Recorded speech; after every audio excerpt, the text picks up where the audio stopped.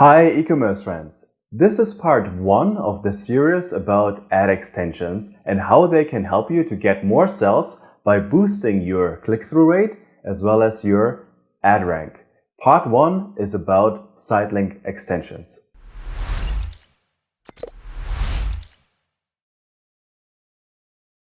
So let's dive into how site link extensions are looking like when they are being shown with Google Ads. Here in this example, you see a famous brand showcasing their different types of products. Here's another example where you can use basically also the site link extensions to provide more information. For example, here they are first displaying their top sellers, their best sellers for women, for men.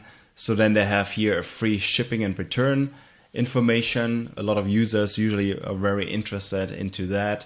Here they have a gift guide. A few other options is, for example, an About Us page, a shipping policy, an FAQ and whatnot. So in general, ad extensions like those site links, they offer your audience more specific and relevant options for them to click on.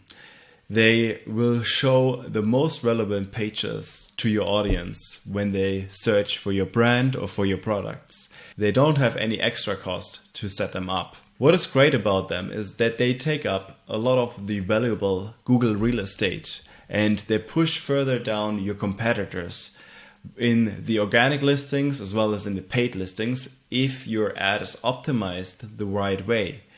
It will increase your click-through rate and therefore you have way more visitors to your website. That leads to more potential sales as well. This way you have more traffic to your website, which then will also lead to more sales. So there's two styles on how we use those site link extensions. The one, as I showed you, is to send it to different variations of your products. The other way is just to give you also more information, context to the user, as already mentioned. An about page, the FAQ, review page, and so on. So here in this test account, I'm going to show you how you can set up your ad extension.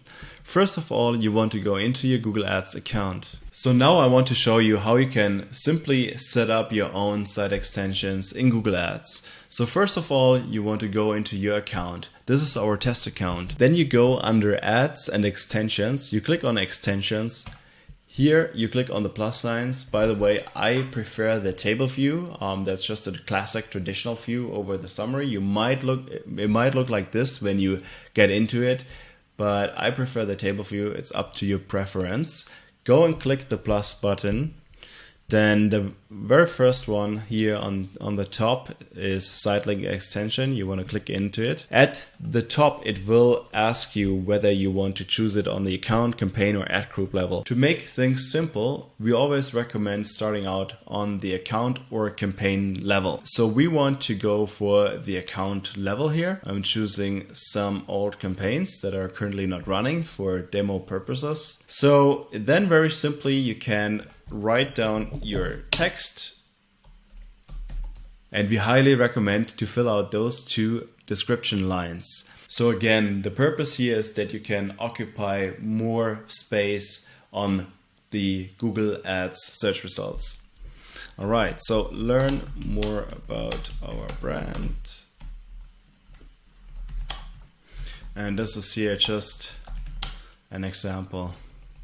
And then don't forget to add the final URL. You want to use some HTTPS as indicated here. So then the last step is to enter your site address or your page and make sure that you have the HTTPS set up as well. Otherwise you might receive a warning from Google.